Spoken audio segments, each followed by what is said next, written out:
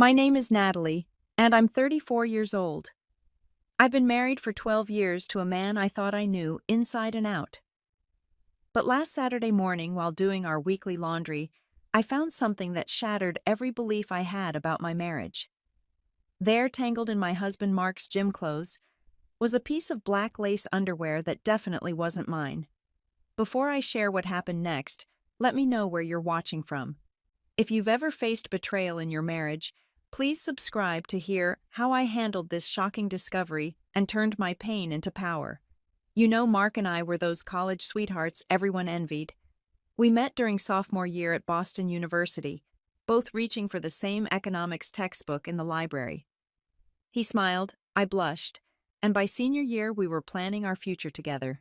After graduation, we moved to Chicago, where Mark started as a junior analyst at Preston Financial Group, while I pursued my passion for interior design. Our life together felt like a carefully curated Instagram feed, but in the best possible way. Saturday mornings meant walking through Lincoln Park's farmers market, Mark carrying the canvas bags, while I selected the freshest produce. Sunday brunches at our favorite corner cafe became sacred, where we'd share the newspaper and debate politics over Eggs Benedict. Every August, we'd rent the same beach house in Martha's Vineyard, where Mark taught me to sail and I taught him to appreciate sunset photography. 12 years of marriage had given us two beautiful children. Emma, our 10-year-old, inherited Mark's analytical mind and my creative spirit. She could solve math problems that stumped kids 3 years older, then spend hours painting watercolor landscapes. Lucas 8 was all energy and heart, the kind of kid who rescued injured birds and insisted on giving his lunch money to classmates who forgot theirs. Mark's career had flourished beyond our wildest dreams. From that junior analyst position, he'd climbed steadily through the ranks. 5 years ago, he made senior manager. 2 years ago, vice president. And just last year, he became the youngest department head in Preston Financial's history.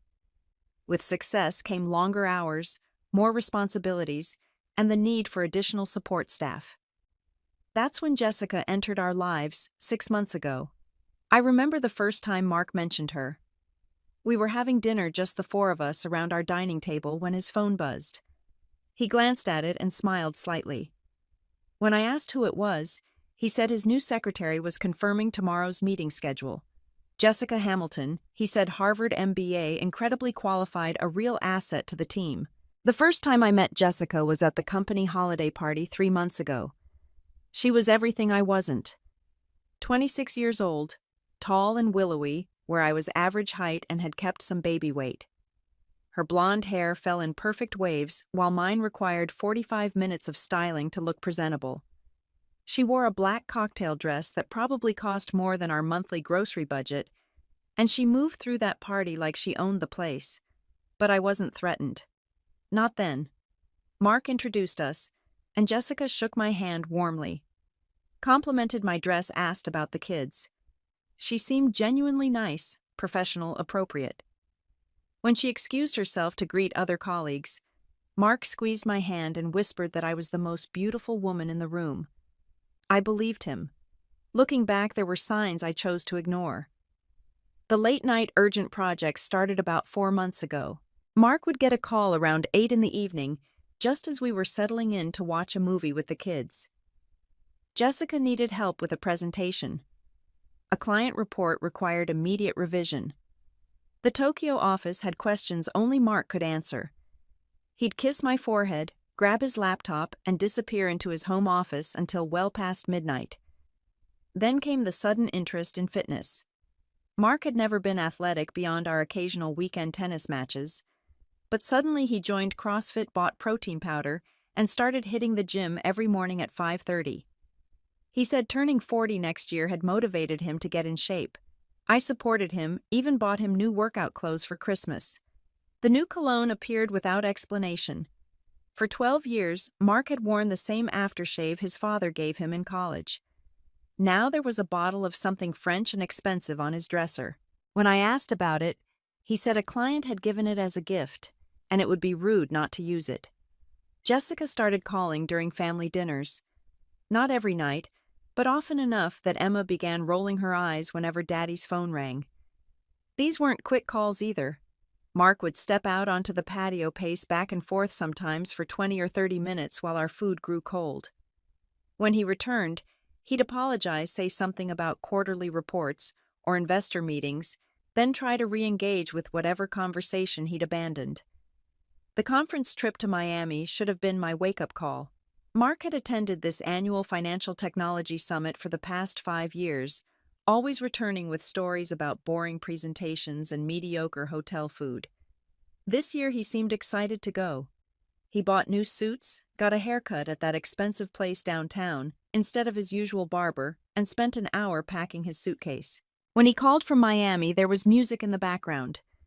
He said the conference had organized a networking event. When I checked the conference website later, there was no evening event scheduled for that night.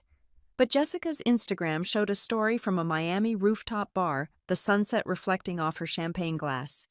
The timestamp matched Mark's call exactly. My best friend Sarah tried to warn me. We were having coffee 2 weeks ago when she gently suggested I pay more attention to Mark's behavior. She'd been through a divorce 5 years earlier when her husband had an affair with his personal trainer, so she recognized the patterns. The new interest in appearance, the secretive phone calls, the emotional distance. I dismissed her concerns, told her Mark would never do that to me, to our family. My mother, ever the traditionalist, had different advice. When I mentioned Mark seemed stressed and distant lately, she reminded me that men needed extra attention when work got demanding. She suggested I plan more date nights, cook his favorite meals, make sure I looked nice when he came home from work. Keep your husband happy, she said, and he won't have reasons to look elsewhere. I wanted to tell her that keeping someone faithful shouldn't require performing perfection, but I just nodded and changed the subject. 3 weeks ago, Mark became protective of his phone in ways he'd never been before. For 12 years, we'd known each other's passcodes, freely using whichever phone was closest to check weather or order takeout. Suddenly, his phone was always face down, always on silent, always with him. When I reached for it once to check my email because my phone was charging upstairs, he practically lunged across the couch to grab it first. He laughed nervously, said he was expecting an important confidential message from a client. The gym bag incident wasn't even the first time something felt off about his workout routine. 2 weeks earlier, he'd come home from his morning workout freshly showered, his gym clothes neatly folded in his bag, instead of the usual sweaty mess. When I commented on it, he said the gym had installed new showers and he wanted to try them out. But his hair was styled with product not wet from a recent shower, and he smelled like that expensive cologne, not the gym's generic soap. I started noticing other things too. Charges on our credit card for lunches at restaurants I'd never heard of, always for amounts that suggested 2 people dining. When I asked, Mark said client meetings, team lunches, networking opportunities. The explanations always made sense individually, but collectively, they painted a different picture. That Saturday morning started like any other. Mark had left early for golf with clients, or so he said. The kids were at my mother's house for their monthly sleepover tradition. I had the house to myself, my favorite podcast playing while I sorted laundry in our bedroom. I emptied Mark's gym bag methodically, separating the darks from the lights. His Tuesday workout shirt, Wednesday's shorts, Thursday's socks. Then my hand touched something silky completely out of place among the moisture-wicking fabric and compressed foam roller. The underwear was expensive, I could tell immediately. Black lace with delicate embroidery, a small bow at the front, size small. The brand tag was still crisp, one of those French names I'd seen in department stores, but never justified buying. This single item probably cost more than my entire underwear drawer combined. But it was the scent that confirmed my worst fears. Not my perfume, but something familiar nonetheless. That musky, sophisticated fragrance I'd smelled at the holiday party in Mark's car, after Jessica had borrowed it when hers was in the shop lingering in his office, when I'd surprised him with lunch last month, and she'd just left. My hands shook as I held the evidence of my husband's betrayal. Part of my brain tried to rationalize it. Maybe it belonged to someone at the gym and got mixed up in the locker room. Maybe it was a gift for me that fell into his bag somehow. But deep down, I knew exactly what this meant and who it belonged to. I sat on our bedroom floor for what felt like hours, but was probably only minutes. The laundry scattered around me, the podcast still chattering away about meal planning tips, while my entire world rearranged itself. 12 years of marriage, 2 children, a life carefully built together, and it all came down to a piece of black lace that wasn't mine. My first instinct was to call Mark immediately, scream at him, demand answers. But something stopped me. Maybe it was remembering my friend Diana's story about confronting her husband about his affair in a fit of rage, only to have him turn it around, gaslight her, convince her she was paranoid. By the time she gathered real evidence, he'd already hidden assets and positioned himself favorably for the divorce. Instead, I did something I'd never done before. I became an investigator in my own marriage. The gym bag yielded more secrets. In the inner pocket, wrapped in a protein bar wrapper, was a receipt from Chez Laurent, the French restaurant downtown, where we'd celebrated our 10th anniversary. The date was last Tuesday, when Mark had supposedly been at a client dinner at a steakhouse. The total suggested an intimate lunch for 2, complete with a bottle of wine. Digging deeper, I found something that made my blood run cold. A second phone, one of those cheap prepaid ones, hidden in the zippered compartment meant for dirty shoes. My hands trembled as I powered it on. No password protection, like he never expected me to find it. The only contact saved was J with a heart emoji. The text messages were all there. Hundreds of them over the past 4 months. Starting professionally enough about meeting times and document reviews. Then gradually becoming more familiar. Inside jokes about coworkers. Complaints about boring meetings. Then the shift to personal territory. Thinking about you. Can't wait to see you tomorrow. Last night was incredible. The most recent thread made me physically ill. Jessica had sent a photo of herself in lingerie, the same black lace set I was holding. Mark's response was enthusiastic and explicit. They'd made plans to meet at the Marriott downtown during Thursday's supposed client lunch. The timestamp matched exactly with when Mark had texted me that his meeting was running long and not to wait for him for dinner. I photographed everything with my phone. Every message, every receipt, every piece of evidence. Then I put the phone back exactly where I found it. I needed to be strategic about this. Emotional confrontation would only give him room to maneuver, to manipulate, to possibly delete evidence. The credit card statements were my next stop. I'd always trusted Mark to handle our finances, only glancing at statements occasionally. Now I combed through 3 months of charges like a forensic accountant. The patterns emerged quickly. Hotel charges on days he was supposedly at the office late. Jewelry store purchases that never resulted in gifts for me. ATM withdrawals of large amounts of cash harder to trace than credit charges. Our shared family computer held more clues. Mark's email was password protected, but his browser history wasn't. Searches for weekend getaway packages to Napa Valley during the time he'd said he was visiting his brother in Denver. Restaurant reservations for 2 at places I'd never been. Even apartment listings in the same luxury building where Jessica lived, which Mark had helped her find, claiming the company had asked him to assist their new employee with relocation. My investigation expanded to social media. Jessica's Instagram was public, filled with carefully curated images of her perfect life. Designer handbags that seemed beyond a secretary's salary. Spa treatments at exclusive resorts. And if you looked carefully, glimpses of a familiar watch. A man's hand holding a wine glass, the edge of Mark's distinctive briefcase in the corner of a restaurant photo. The most damning discovery came when I checked our phone records online. Hundreds of calls and texts between Mark's number and Jessica's, starting early morning and continuing past midnight. On days when Mark had supposedly been in back-to-back meetings, the records showed hour-long calls to Jessica. The night he'd missed Emma's school play. Due to an emergency video conference with Hong Kong, he'd actually been on the phone with Jessica for 2 hours. I spent the rest of that Saturday in a daze, mechanically going through the motions of normalcy. When Mark came home from golf, cheerful and relaxed, I smiled and asked about his game. When he kissed my cheek, I didn't flinch. When he suggested we watch a movie that night, I agreed and even made popcorn. All while the evidence of his betrayal burned like acid in my mind. That night, as Mark slept peacefully beside me, I lay awake planning. Not just confrontation, but complete destruction. Jessica and Mark had humiliated me privately. I would return the favor publicly. They'd conducted their affair in secret. I would expose it in the most visible way possible.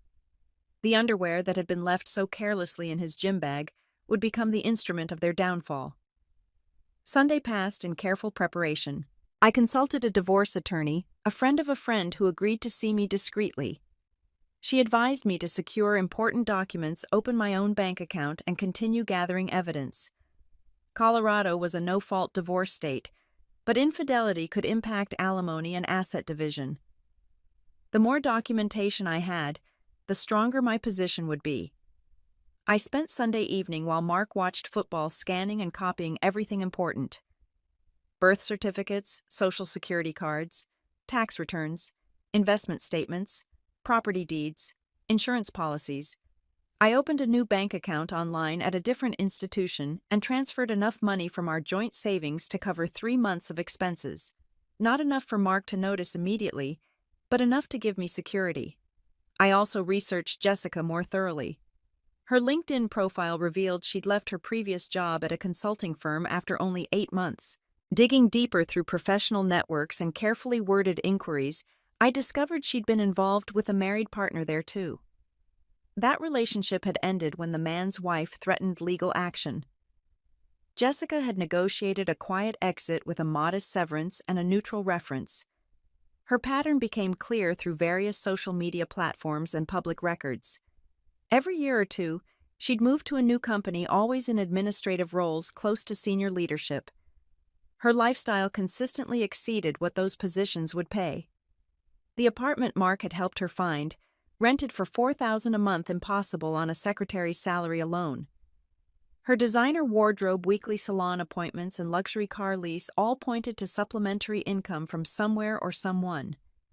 By Sunday night, I had a plan. Monday morning would be Jessica and Mark's worst nightmare, executed with the cold precision they deserved. I would walk into that office not as the betrayed wife falling apart, but as a woman taking control of her narrative. The underwear would be returned, but not quietly, not discreetly. It would be a public declaration of their private shame. Monday morning arrived with unusual clarity. I woke at 5 an hour before my alarm, completely alert. Mark was already gone for his morning workout, his gym bag noticeably absent from its usual spot by the door. I wondered if he'd hidden it in his car, now paranoid about leaving evidence around. I took my time getting ready, treating it like preparation for battle.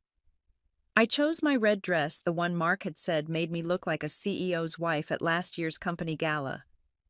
My makeup was flawless, not overdone, but polished in a way that commanded attention. The shoes were my designer heels, a birthday gift from Mark that I rarely wore because they were impractical for chasing children. Today, practicality wasn't the goal. Power was. Dropping Emma and Lucas at school required extra strength. Emma hugged me tight and said I looked beautiful. Lucas asked if I was going somewhere special. I told them Mommy had important business to handle, kissed them both, and promised their favorite dinner that night. They had no idea their world was about to change, and I wanted to preserve their innocence for just a few more hours.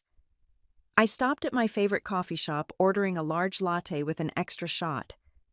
The barista, who knew my usual order, commented that I seemed different today. Stronger, she said. I smiled and told her sometimes life required extra caffeine and confidence.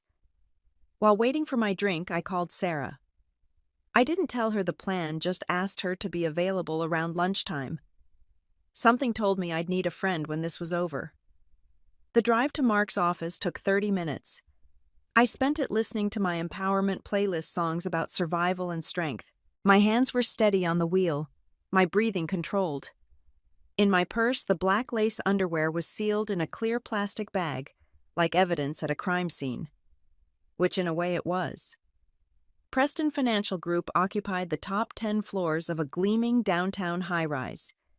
I'd been there dozens of times for company events, holiday parties, the occasional lunch with Mark.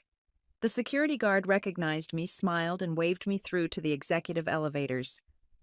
The ride to the 40th floor felt both eternal and too quick. The elevator opened to a familiar scene. The reception area with its modern furniture and abstract art. The wall of windows showcasing Chicago's skyline. The hum of productivity from the open office area beyond the glass doors. The receptionist Margaret looked up with surprise. Wives rarely visited on Monday mornings. I smiled warmly at Margaret, told her I was surprising Mark with lunch plans. She mentioned he was in the Monday morning strategy meeting but should be out soon. Perfect timing, I thought. Maximum audience for the performance about to unfold. Walking through those glass doors felt like entering a stage. Several people looked up from their desks, recognizing me, some waving. I waved back, my smile never faltering. Mark's corner office was visible at the far end, its door closed for the meeting. And there, positioned strategically outside his office like a guardian of his professional domain, was Jessica's desk. She wasn't there yet. Her computer was on her coffee, steaming on a coaster, her purse hung on the back of her chair. The desk was meticulously organized, everything in its place. A small vase of fresh flowers, probably from Mark, sat next to her monitor. Photos in silver frames showed her with friends at various glamorous locations. No family photos, I noticed. People like Jessica didn't advertise connections that might humanize them to their targets' wives. I reached into my purse and pulled out the plastic bag. The black lace was visible through the clear material, impossible to mistake for anything other than what it was. I placed it precisely in the center of Jessica's desk, right on top of her leather-bound planner. Then I added the note I'd written that morning in my calmest handwriting. "You left these in my husband's gym bag. I thought you might want them back." The first person to notice was Tom from accounting. His eyes widened as he registered what was on Jessica's desk, then found my face. I met his gaze steadily, my expression serene. He quickly looked away, but I could see him texting furiously under his desk. Within 60 seconds, the entire floor knew something was happening. Jessica arrived 7 minutes later, hurrying from the elevator with a stack of files for the meeting. She was wearing a cream-colored suit that probably cost more than most people's rent. Her hair perfect, her confidence radiating. She walked quickly toward her desk, already pulling out her phone to check messages. She saw the bag from 10 feet away. Her stride faltered, the files shifting in her arms. Her eyes found mine, and I watched the color drain from her perfectly made-up face. She stood frozen, calculating her options, probably wondering how much I knew, how much others had seen. Then she made the mistake of trying to play it off. She walked to her desk, set down the files with forced casualness, and reached for the bag like it was routine mail. But her hands were shaking, and when she grabbed it too quickly, the bag fell open. The black lace tumbled onto her desk, unmistakably intimate, impossible to explain away as anything professional. The coffee mug slipped from her other hand, brown liquid spreading across her pristine desk, soaking into her planner, threatening her keyboard. She scrambled for paper towels, trying simultaneously to hide the underwear and save her electronics, succeeding at neither. Several people had stood up from their desks, now pretending to need things from the printer or water cooler that just happened to be near Jessica's desk. That's when Mark's meeting ended. The conference room door opened, and a stream of executives emerged, Mark among them, laughing at something the CFO had said. He saw me first, surprise flickering across his face. Then he saw Jessica's desk, the spilled coffee, the black lace she was desperately trying to stuff into a drawer, and his expression transformed into something I'd never seen before. Pure panic. He tried to recover, walking toward me with forced normalcy. His voice was too loud when he said my name, asked what brought me to the office. But everyone was watching now. The entire floor had become an audience to this unfolding drama, and there was no way to make it private. Jessica stood up, her cream suit stained with coffee, her composure shattered. She started to speak, started again. Her voice was high and tremulous when she said there had been a misunderstanding, that someone had played a cruel prank, that she had no idea how those items ended up in Mark's bag. But I had come prepared for denial. From my purse, I pulled out a manila folder. My voice was calm and clear, carrying across the now silent office as I said that if there was any misunderstanding, perhaps these would clarify things. I opened the folder and began laying papers on Jessica's desk right next to the puddle of coffee. The receipt from Chez Laurent. A printed screenshot of their text messages, Jessica's lingerie photo clearly visible. The hotel charge from the Marriott. Each piece of evidence landed with devastating precision, impossible to deny or explain away. Jessica made a sound like a wounded animal reaching for the papers, but her hands were shaking too badly to gather them. Mark stepped forward, his executive voice trying to take control. He suggested we discuss this privately in his office, but I wasn't done. I looked directly at him and said loud enough for everyone to hear that I thought privacy was something you maintained in a marriage, not something you requested after destroying one. The CFO, Robert Sterling, emerged from the cluster of executives. He was old school, a family man with 40 years at the company and zero tolerance for scandal. His voice was ice when he asked Mark and Jessica to join him in his office immediately. Then he turned to me, his expression softening, and asked if I needed anything, if I wanted to provide a statement to Human Resources. I told him I had copies of everything if the company needed documentation. That produced a ripple of whispers through the office. Everyone understood the implications. This wasn't just adultery. It was potential workplace misconduct, misuse of company resources, and liability issues that could damage Preston Financial's reputation. Security arrived, then 2 guards who usually dealt with terminated employees. They stood awkwardly near Jessica's desk, clearly uncertain what their role was in this domestic drama turned corporate crisis. Robert instructed them to escort Jessica to gather her personal belongings after the meeting. The subtext was clear: she would not be returning to this desk. Jessica finally found her voice, turning to Mark with desperation. She said his name repeatedly, begging him to explain, to fix this, to tell everyone it wasn't what it looked like. But Mark wouldn't even look at her. He stood there, his face gray, his hands clenched at his sides, watching his carefully constructed life collapse in real time. As security waited and executives huddled in hushed conversation, Jessica's desperation turned to anger. She wheeled on Mark, her voice rising as she accused him of pursuit of promises, of saying he was getting divorced. The entire office heard her admit to the affair while trying to shift blame. Mark's attempts to quiet her only made her louder, more explicit in her revelations. She talked about the trips, the gifts, the promises of leaving me once the kids were older.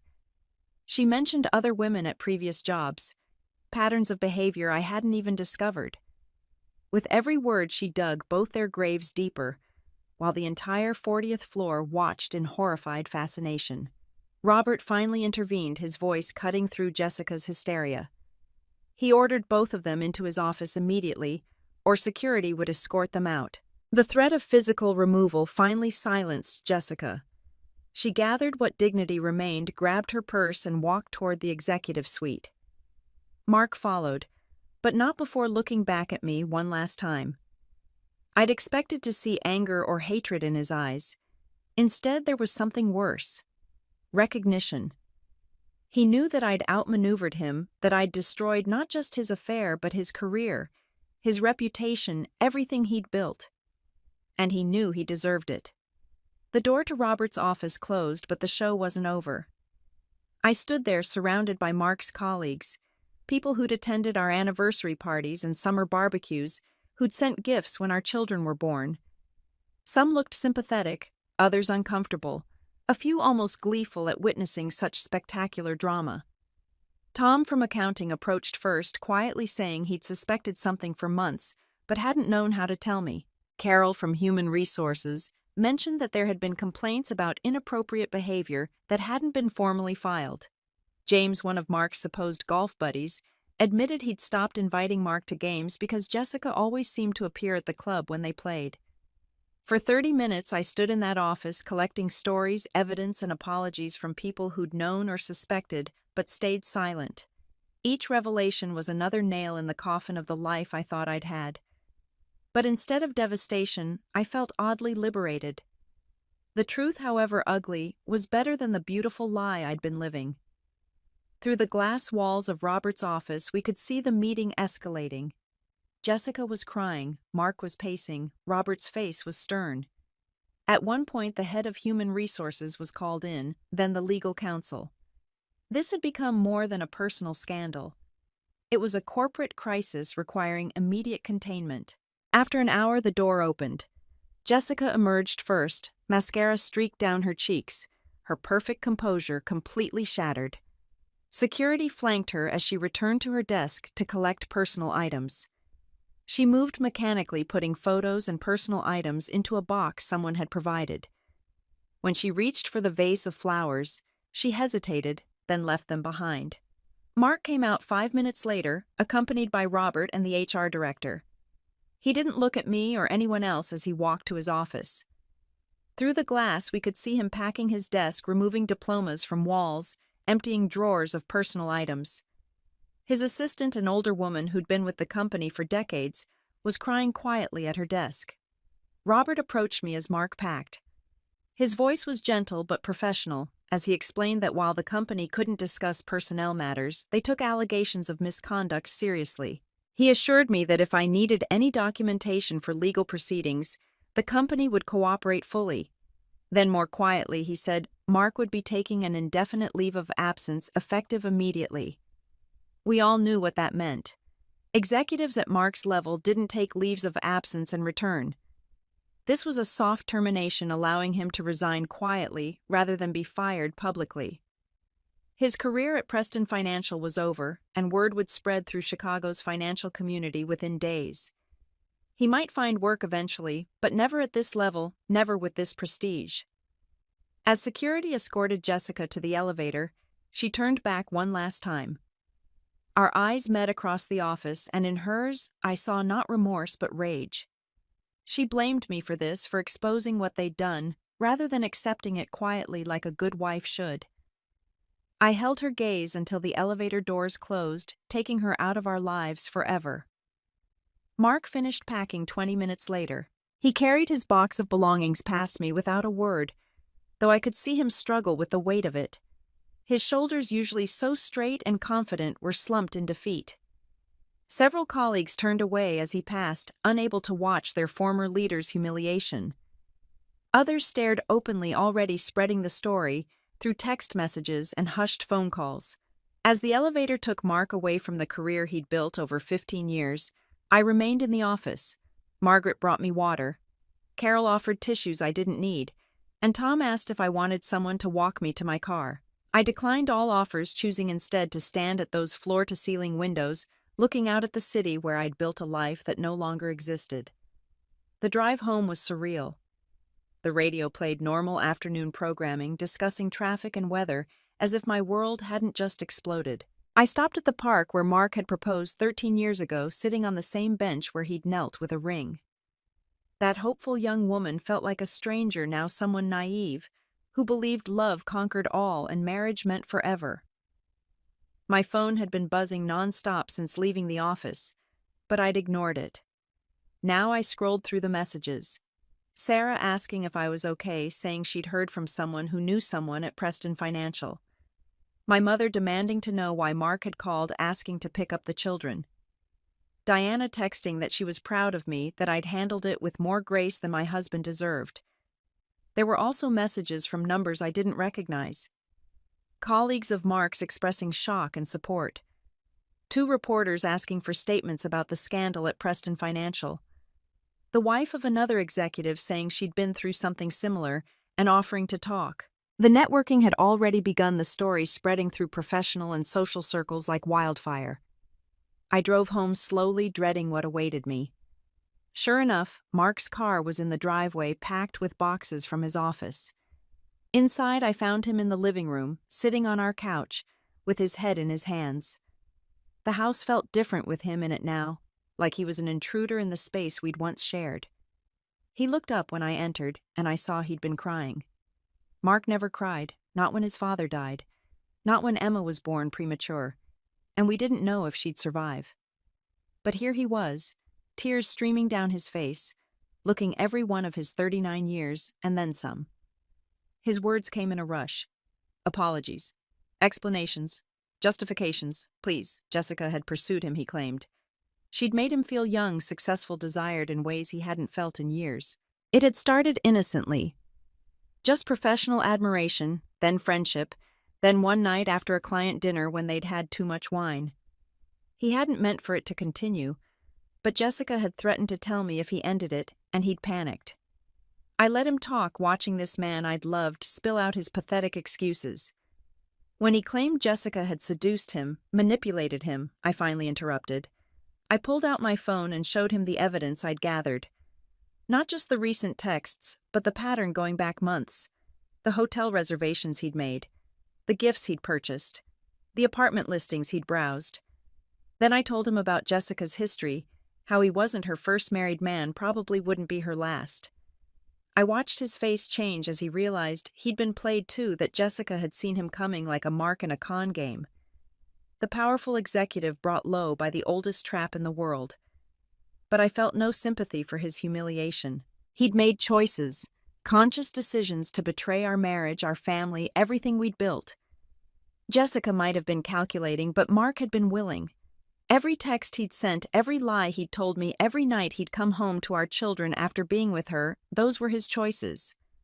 I told him about my visit to the divorce attorney, the documentation I'd compiled, the bank account I'd opened. His face went white as he realized this wasn't a moment of anger that would pass. This was planned, methodical, final. I wasn't the hysterical wife he could calm down and manipulate. I was a woman who'd been betrayed and responded with strategic precision.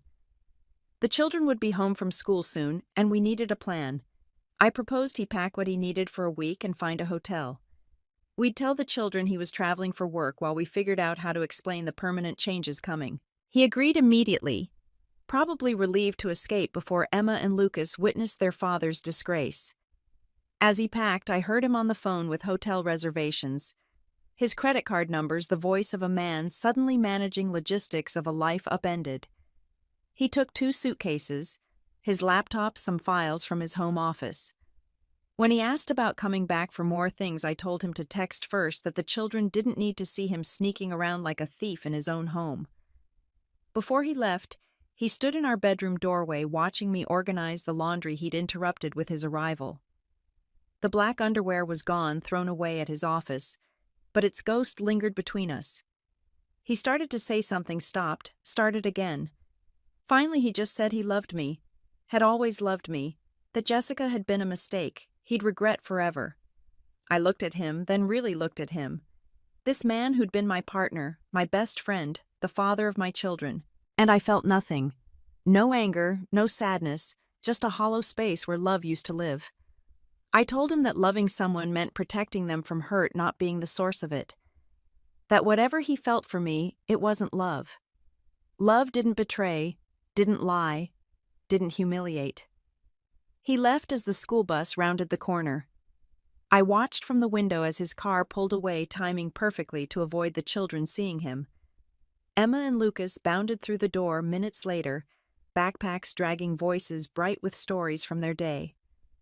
I made their snacks, helped with homework, started dinner, all while my phone continued buzzing with messages about the morning's drama. That evening, after the children were asleep, I called Sarah. She came over with wine and tissues, though I needed the wine more than the tears. We sat on my back porch while I told her everything. She'd already heard versions from 3 different sources, each more dramatic than the last. By tomorrow, she said, the story would be legend in certain Chicago circles. She asked if I regretted making it so public, if I wished I'd handled it privately. I thought about it, sipping wine and staring at the garden Mark and I had planted our first spring in this house. No, I told her. Jessica and Mark had conducted their affair carelessly, leaving evidence in gym bags, using company resources, flaunting their connection at professional events. They'd chosen to make it public through their recklessness. I'd simply returned the favor with intention. The next few days passed in a blur of legal consultations and logistical planning. The divorce attorney was impressed with my documentation, said it would make negotiations much smoother. Illinois was an equitable distribution state, and infidelity could impact settlements. Mark's guilt would likely make him generous, eager to resolve things quickly and quietly. Word of Mark's sudden departure from Preston Financial spread quickly through professional networks. The official story was that he'd resigned to pursue other opportunities, But everyone knew the truth. Jessica's termination was less discreet. Several former colleagues reached out to share that she'd been escorted out by security, her company laptop and phone confiscated immediately. By Wednesday, Mark's brother called. He'd heard through family connections and wanted to know if it was true. I confirmed it was sparing him the salacious details. He was shocked, but not entirely surprised. Apparently, Mark had always been competitive, always needed to feel like the most successful person in the room. Jessica had fed that ego in ways a wife with her own life and responsibilities couldn't. My mother arrived Thursday morning, suitcase in hand, prepared to stay as long as needed. She'd been devastated initially, wondering what she'd taught me wrong that my marriage had failed. But when I showed her the evidence, her sadness turned to fury. The man she'd welcomed as a son had betrayed not just me but the entire family structure she held sacred. The children noticed their father's absence by Thursday evening. I told them Daddy had to go away for important work, that it might be a while before he came back. Lucas accepted it easily, used to Mark's business trips. But Emma, perceptive as always, sensed something deeper. She asked if Daddy had done something wrong. I told her that sometimes adults made mistakes that changed things, but that both Mommy and Daddy loved them completely. It wasn't the full truth, but it was all the truth a 10-year-old needed. Friday brought unexpected revelations. Jessica, desperate and unemployed, had reached out through a mutual acquaintance. She wanted to meet to explain her side, perhaps hoping I'd help her salvage something from the wreckage. I declined, but she sent an email anyway. In it, she admitted to targeting Mark from the beginning. She'd researched him before taking the job, knew about his rapid rise at Preston, his ambitions, his vulnerabilities. She'd played the eager protege, feeding his ego while gradually becoming indispensable. The affair had been calculated, each step designed to entangle him deeper. She'd even left the underwear, deliberately hoping I'd find it and confront Mark quietly. Perhaps separate, leaving him free to be with her. She hadn't anticipated my public response. In her world, wives either looked the other way or fell apart privately. My calculated destruction had surprised her, ruined her plans for a comfortable life, funded by my husband's success. She ended the email by saying, "We weren't so different that we'd both use strategy to get what we wanted." The difference, I thought, was that I'd used strategy to reclaim my dignity while she'd used it to steal someone else's. Mark had been staying at the Hilton downtown, charging room service and minibar expenses to the credit card I was still monitoring. He'd called several times wanting to see the children, but I insisted on establishing ground rules first. A meeting with both our attorneys was scheduled for the following Monday to discuss custody arrangements and asset division. The weekend arrived with unexpected support from various quarters.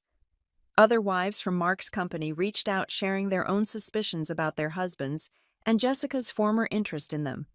Apparently, Mark hadn't been her first target at Preston, just the first to take the bait so completely. 3 different women told me their husbands had mentioned Jessica's inappropriate advances, which they'd rebuffed. Saturday morning, I took the children to their grandmother's as planned, maintaining routine despite the chaos. While they baked cookies with her, I met with a realtor. The house would need to be sold as part of the divorce settlement, but I wanted to know its value to understand my options. The equity we'd built would be split enough for me to start fresh somewhere smaller, but entirely mine. Saturday afternoon brought another surprise. Robert Sterling called personally. He wanted me to know that Preston Financial had launched a full investigation into the misuse of company resources. Mark's company credit card had been used for personal expenses related to the affair, grounds for termination with cause. This meant no severance package, no continuation of benefits, no reference beyond confirmation of employment dates. Furthermore, Jessica was being investigated for possible theft. Several expensive items from the office had gone missing during her tenure, and security footage showed her leaving with packages that didn't match any authorized deliveries. It seemed her expensive lifestyle had been funded by more than just her affairs with married men. That evening, I sat in my kitchen with a glass of wine and my laptop, reading through the emails and messages that had accumulated. Former colleagues of Jessica's from previous companies had reached out after hearing the news. The stories were remarkably similar. She'd arrive, identify the most powerful married man, initiate an affair, then leverage it for money gifts and lifestyle support, until something forced her to move on. One woman, the ex-wife of Jessica's previous target, called me directly. Her story was mine with different names. The gym bag discovery, though, in her case, it had been a briefcase. The confrontation, though, hers had been private. The divorce, though, she'd gotten less favorable terms because she'd lacked evidence. She congratulated me on my public approach, said it was the only way to ensure Jessica faced real consequences. Sunday was for the children. I took them to the zoo, their favorite pizza place, the park where they loved to feed ducks. They laughed and played blissfully unaware their world was shifting beneath them. Emma asked once when Daddy would be back from his trip. I told her soon, hating the lie, but needing more time to figure out how to explain the truth. That night, after they were asleep, I went through photo albums. Our wedding honeymoons, births, birthdays, holidays. 13 years of memories now, all tainted with wondering when the lying had started. Had he been faithful those first years, or had there always been others? Jessica just the first to get caught. I'd probably never know for certain, and maybe that was for the best. Monday's meeting with the attorneys was held in a conference room that felt deliberately neutral. Beige walls, a long table, comfortable but not luxurious chairs. Mark looked terrible. He'd lost weight in just a week, his suit hanging loose, dark circles under his eyes. He couldn't meet my gaze, focusing instead on his hands folded on the table. His attorney opened with an offer that surprised everyone. Mark would give me primary custody of the children with generous visitation rights for him. The house would be mine to sell or keep, with Mark paying the mortgage until it sold. He'd take on all marital debt. The investment accounts would be split 60-40 in my favor. Alimony for 10 years, at 40% of his income, whatever that might be now that Preston Financial had terminated him. It was more than I'd expected, more than my attorney had said to hope for.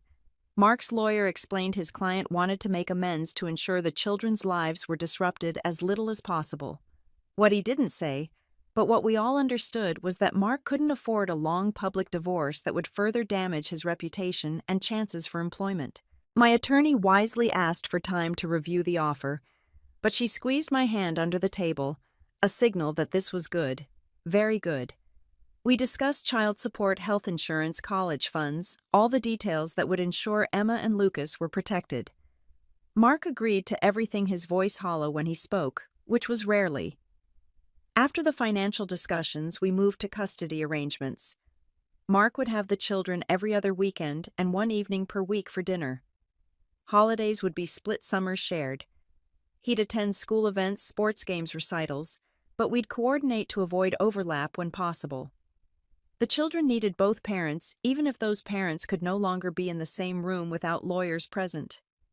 When the meeting ended, Mark asked for 5 minutes alone with me. Our attorneys left reluctantly, hovering just outside the glass door. For the first time since that Monday at his office, we were alone together. He looked older, defeated, nothing like the confident executive who'd left for golf just 9 days ago. He told me Jessica had been calling him non-stop since her termination. She blamed him for not protecting her, for letting her take the fall alone. She'd threatened to expose other affairs she claimed he'd had, though he swore she was the only one. She wanted money support, help finding another job. The predator had become desperate prey, turning on the man she'd successfully hunted. I felt no sympathy for either of them. They'd created this situation through their choices, their lies, their betrayal. Now they could live with the consequences. I told Mark that Jessica was his problem to solve, though I suggested he might want to consider a restraining order if her harassment continued. He asked about the children, when he could see them, how we'd explain everything. I proposed we tell them together the following weekend, after I'd had time to consult with a child psychologist about the best approach. They deserved the truth delivered appropriately for their ages, with both parents present to answer questions and provide reassurance. As we prepared to leave, Mark asked one final question. Could we ever move past this, not reconcile? He wasn't asking for that, but could we eventually be friends, co-parents, who could sit together at graduations and weddings without tension? I told him time would tell, that my priority was the children's well-being, not his comfort or my anger. Maybe someday we could be civil, even friendly. But that day was not today. The week progressed with mechanical precision. I hired movers to pack Mark's belongings supervised as they emptied his closet, his office, his presents from our home. The children watched confused as boxes disappeared, but I told them Daddy needed his things for his long work trip. The lie felt heavier each time I repeated it. Jessica's situation deteriorated rapidly. The investigation at Preston Financial had uncovered more than just stolen office supplies.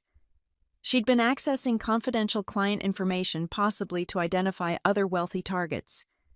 The company was considering pressing charges for corporate espionage. Her apartment, it turned out, was leased under Mark's name, a detail he'd forgotten until the building called about overdue rent. By Thursday, gossip about the scandal had reached the children's school. Emma came home in tears because a classmate said her daddy was fired for being bad. Lucas had gotten into a shoving match defending his father's honor. It was time for truth, ready or not. Friday afternoon, the child psychologist helped us craft an age-appropriate explanation. People who were married sometimes stopped being happy together. Daddy had made choices that meant he couldn't live with us anymore, but it had nothing to do with how much he loved them. Both parents would always be their parents, just in different houses. Saturday morning, Mark came to the house for the conversation. The children hadn't seen him in 2 weeks, and Lucas practically knocked him over with his hug. Emma hung back watchful, already sensing the gravity of what was coming. We sat in the living room, the place where we'd told them about Grandpa's death, about Mommy's miscarriage, about all of life's difficult truths. Mark started, his voice shaking, as he told them he'd made mistakes, adult mistakes that meant he and Mommy couldn't be married anymore. I continued explaining that we both loved them more than all the stars in the sky, that this change was between adults and had nothing to do with them. We used the therapist's suggested language about 2 homes, meaning twice the love, twice the adventures. Lucas cried immediately, asking if it was his fault for being bad at school sometimes. We assured him repeatedly that nothing they did or didn't do caused this. Emma sat silent, processing, then asked the question I dreaded. Did Daddy love someone else? Mark and I exchanged glances. We'd agreed to be honest if asked directly. Yes, I said simply, Daddy had made a mistake with his feelings, but that mistake was over now. The conversation continued for an hour. Questions about where Daddy would live, whether we'd still have Christmas together, if they could call him whenever they wanted. We answered everything honestly, but carefully building a new framework for their altered family structure. When we finished, Mark hugged them both, tears streaming down his face as he promised to see them the next weekend. After he left, the children processed in their own ways. Lucas wanted to play video games, losing himself in digital worlds where problems had solutions. Emma went to her room to draw later, showing me a picture of our family with a crack down the middle, but hearts floating between the 2 sides. We ordered pizza, watched movies, fell asleep in a pile on the couch, clinging to each other in our smaller, sadder family unit. The divorce was finalized 3 months later. By then, Mark had found employment at a smaller firm in the suburbs, a significant step down, but enough to meet his financial obligations. Jessica had disappeared from Chicago entirely after criminal charges were filed for corporate theft. The last anyone heard, she'd moved to Miami, presumably to find new hunting grounds. The children adapted as children do, with resilience that amazed me. They spent weekends with Mark in his new apartment, a nice 2-bedroom in a good school district. He'd become a more attentive father in divorce than he'd been in marriage, perhaps understanding what he'd nearly lost. Emma remained wary of him, but Lucas forgave completely, just happy to have his daddy time. I threw myself into rebuilding. The interior design business I'd let languish during my marriage became my focus. Within 6 months, I'd landed my first commercial client. Within a year, I had 3 employees and a waiting list. The financial independence I'd never thought I needed became my greatest source of pride. Sarah introduced me to her book club, which became my support network. Women who'd survived their own betrayals, built their own futures, created lives beyond what they'd imagined in marriage. We drank wine, discussed literature, and occasionally shared war stories about exes who'd thought they were irreplaceable. The house sold after 8 months, the memories too heavy, despite my attempts to reclaim the space. I bought a smaller place closer to the children's school, a Victorian fixer-upper that became my personal project. Every room I restored felt like reclaiming another piece of myself, creating beauty from destruction. Dating wasn't even a consideration for the first year. I needed to remember who I was outside of being Mark's wife, outside of defining myself through relationship. I rediscovered my love of hiking, took up pottery, learned Italian, just because I'd always wanted to. The woman who emerged from divorce was stronger, more interesting than the one who'd entered marriage. Mark attempted reconciliation once, showing up with flowers on what would have been our 13th anniversary. He'd ended things with Jessica immediately after the confrontation. He claimed had been going to therapy, understood now what he'd lost. I listened politely, then explained that the woman he'd been married to no longer existed. That naive, trusting person had died the moment I found another woman's underwear in his gym bag. The person standing before him now wouldn't take him back, even if he were the last man on earth. Co-parenting gradually became easier. We could attend Emma's piano recitals without tension, cheer together at Lucas's soccer games. We learned to communicate about the children without revisiting old wounds. Mark's guilt made him cooperative about schedule changes, additional expenses, anything that benefited Emma and Lucas. A year after the divorce, I received an unexpected message through LinkedIn. A woman in Boston had heard about my confrontation with Jessica through professional networks. Her husband was exhibiting similar signs with his new assistant, and she wanted advice. I spent an hour on the phone with her, sharing my experience, encouraging her to trust her instincts and protect herself legally before confronting anyone. That call led to others. Women reaching out for guidance, for validation, for someone who understood the particular humiliation of being betrayed so publicly yet privately. I started a blog, anonymous but honest, about surviving infidelity with dignity. Within months, it had thousands of followers, women sharing their own stories, building community from common pain. The second anniversary of the confrontation found me in a different place entirely. My business was thriving with features in design magazines and high-profile clients. The children were flourishing, secure in their new normal. I'd even gone on a few dates, nothing serious, but enough to remind me that life after betrayal could include romance again eventually. That morning I received an email from an address I didn't recognize. It was Jessica. She was writing, she said, to apologize. Not for the affair, which she still framed as mutual attraction, but for underestimating me. She'd thought I was just another suburban wife who'd either ignore the signs or fall apart quietly.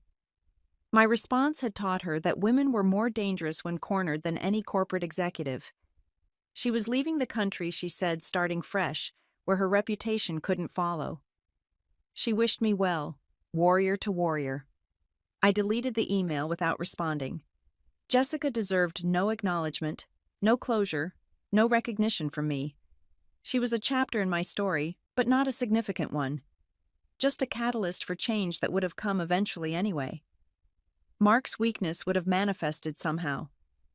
Jessica had simply been the opportunity that revealed it. 3 years have now passed since that Saturday morning when I found black lace in my husband's gym bag. The woman who made that discovery feels like a distant relative, someone I knew once but wouldn't recognize on the street. That woman believed in fairy tales, in forever, in love conquering all. She needed someone else to complete her, to validate her worth, to give her life meaning. The woman I am now knows better.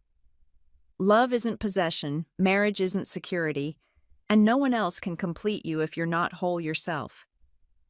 I built a life from the ashes of betrayal that's entirely mine. Every success, every failure, every decision belongs to me alone. There's power in that ownership, freedom in that responsibility. The children talk about the divorce now with matter-of-fact acceptance. Lots of kids have divorced parents. It's not weird or shameful. They see their father regularly, love him despite his flaws, but they also see their mother as someone strong who handled crisis with grace. Emma told me recently that when she grows up, she wants to be independent like me, able to stand on her own no matter what. That felt like victory. Mark has moved on too, dating an age-appropriate divorced mother of one from his new firm. She seems nice, grounded, nothing like Jessica. I feel nothing about it, neither jealousy nor satisfaction. His life is separate from mine now, connected only through our children. We're polite at exchanges, cooperative about decisions, but strangers in every way that matters. Sometimes I think about the underwear that started it all. Such a small thing, a few ounces of fabric and lace, but it changed everything. I wonder if Jessica left it deliberately or carelessly, if she wanted to be caught or just got sloppy. It doesn't matter now. That black lace was the thread that, when pulled, unraveled an entire life.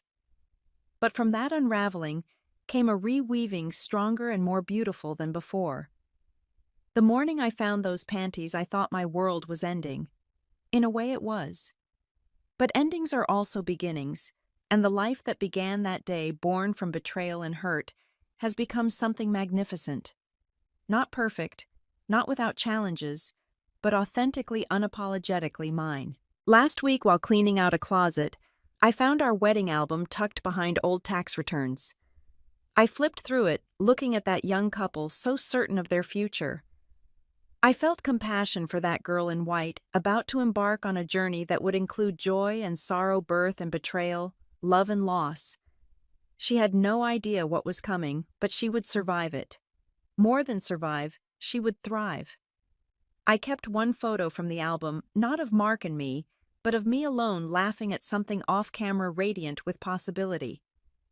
That woman didn't know she was strong enough to handle public humiliation, single motherhood, starting over in her 30s. But she was. She just needed the right catalyst to discover it. That catalyst came in the form of black lace underwear in a gym bag on an ordinary Saturday morning. Such an tawdry beginning for such a transformative journey.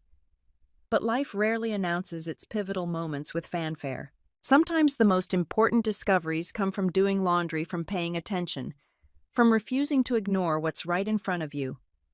If you're watching this and recognize yourself in my story, if you're finding suspicious receipts or deleted messages or underwear that isn't yours, trust yourself. Your instincts are telling you something important. Don't let anyone gaslight you into doubting what you know to be true. And if the worst is confirmed, know that you're stronger than you think, capable of more than you imagine, and worthy of so much better than someone who would betray you. The black lace that destroyed my marriage ultimately gave me my freedom. The public humiliation that should have broken me became my strength.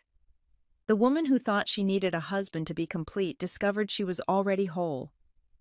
Sometimes the worst thing that happens to you becomes the best thing that could have happened.